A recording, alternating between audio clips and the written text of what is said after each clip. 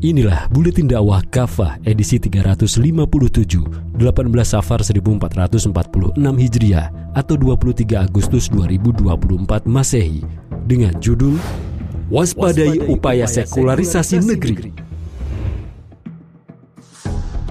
Pesta peringatan kemerdekaan RI yang ke-79 memang sudah usai. Namun muncul masalah besar di negeri ini. Masih saja ada pejabat negara yang beranggapan menutup aurat bagi muslimah sebagai persoalan bangsa. Sebagaimana diketahui khalayak, ada 18 siswi muslimah berkerudung anggota pasukan pengibar bendera pusaka atau Paskibraka di IKN yang sempat mendapat pelarangan. Akibatnya, selama beberapa hari mereka terpaksa mencopot kerudung mereka. Pelarangan kerudung yang diinisiasi oleh Ketua Badan Pembina Ideologi Pancasila atau BPIP, Yudian Wahyudi, mengundang kecaman keras dari berbagai pihak. MUI Pusat, MUI Daerah, hingga kepala daerah atau orang tua mengkritik keras kebijakan tersebut. Bahkan muncul seruan pembubaran BPIP. Setelah mendapat tekanan besar, akhirnya para siswi muslimah tersebut diperbolehkan kembali mengenakan kerudung mereka hingga saat upacara kemerdekaan RI ke-79 di IKN. Cacat logika.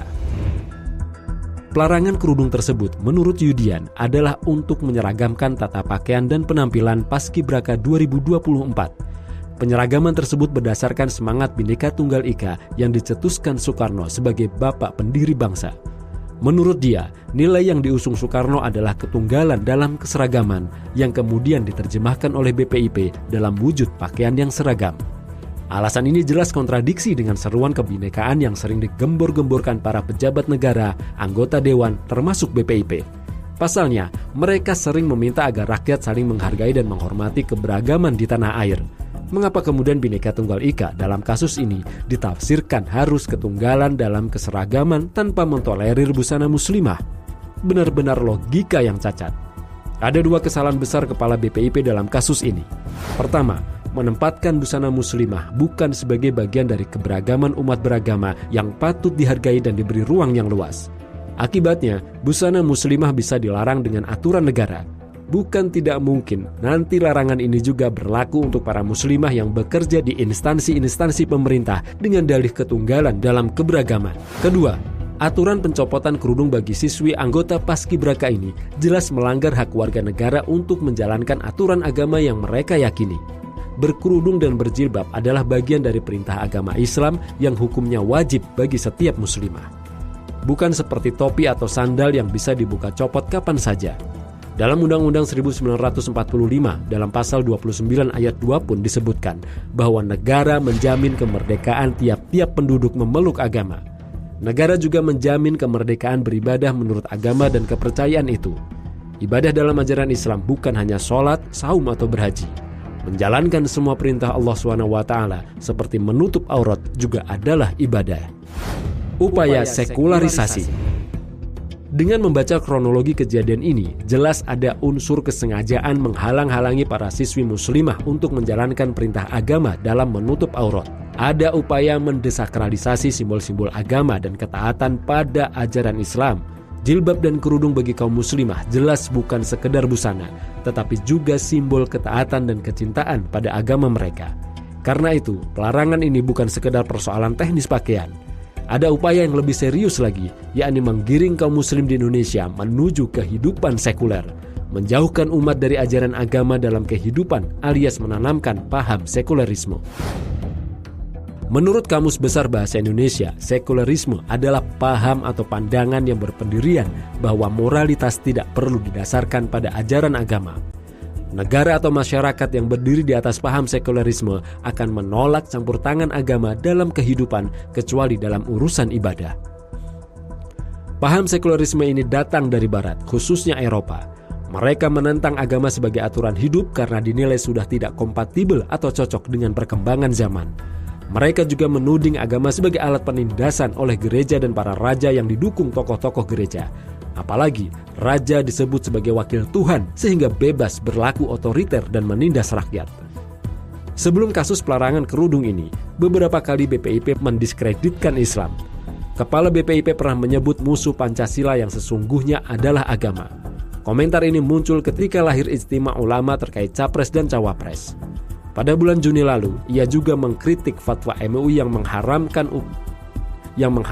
ucapan salam lintas agama. Menurut dia, pelarangan ucapan salam lintas agama dan selamat hari raya keagamaan mengancam eksistensi Pancasila dan keutuhan hidup berbangsa. Para pejabat dan politisi di Indonesia tidak pernah mau mengakui bahwa Indonesia adalah negara yang menganut paham sekularisme. Padahal pada faktanya, berbagai aturan dan standar moral yang dibuat jauh dari nilai agama.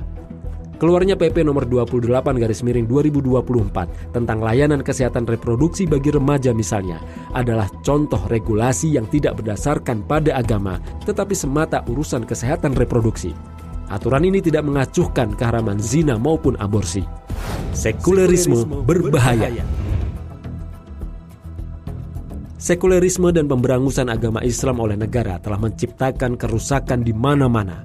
Dalam dunia politik, tanpa malu lagi para pemangku kekuasaan mengubah aturan dan konstitusi untuk kepentingan politik mereka. Ketika dirasa ada aturan yang membatasi ruang gerak mereka, aturan itu mereka ubah.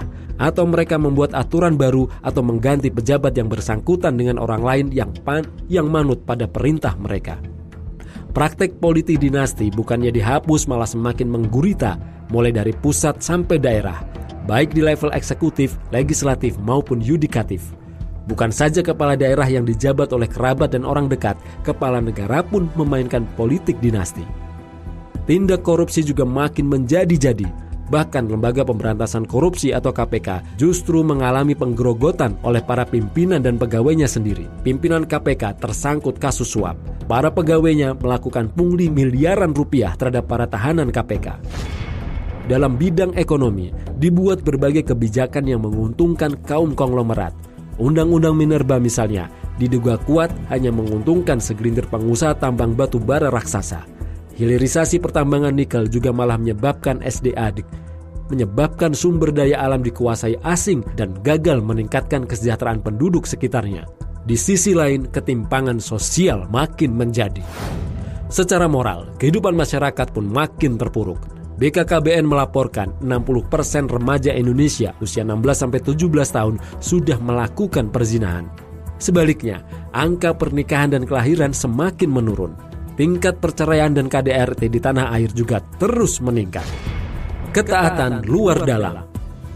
Sungguh mengherankan jika ada muslim yang berdiri menentang perintah Allah dan Rasul-Nya. Padahal ia diciptakan dan diberi nikmat oleh Allah SWT.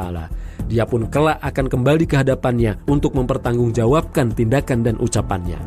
Allah SWT mengingatkan kaum muslim agar selalu berpegang teguh pada ajaran Islam manakala dihadapkan pada pilihan selainnya. Dalam Quran Surat Al-Ahzab ayat 36, Allah SWT berfirman, yang artinya, tidaklah patut bagi laki-laki mukmin maupun perempuan mukmin jika Allah dan Rasul-Nya telah menetapkan suatu ketetapan akan ada bagi mereka pilihan lain dalam urusan mereka. Siapa saja yang mendurhakai Allah dan Rasul-Nya, sungguh dia telah sesat dengan kesesatan yang nyata. Ada dua alasan kuat mengapa kaum muslim harus menyingkirkan paham sekularisme dan wajib berpegang teguh pada ajaran Islam. Pertama, Islam adalah agama yang kompatibel atau cocok untuk kehidupan manusia sepanjang zaman. Syariah Islam yang Allah turunkan datang dalam bentuk garis-garis besar yang kemudian digali hukum-hukum cabangnya oleh para mujtahid untuk menjawab persoalan setiap masa. Karena itu hukum Islam sanggup menjelaskan berbagai persoalan kekinian seperti penggunaan uang elektronik, jual beli online, bayi tabung, cloning manusia, pembuatan senjata nuklir atau PLTN, dan sebagainya. Beda dengan agama lain yang tidak memiliki hukum yang luas seperti Islam. Kedua, hukum Islam memiliki pencegahan atas ragam kezaliman baik oleh individu maupun oleh penguasa. Sebabnya, unsur takwa dalam diri setiap muslim akan mencegah dirinya dari berbuat zalim.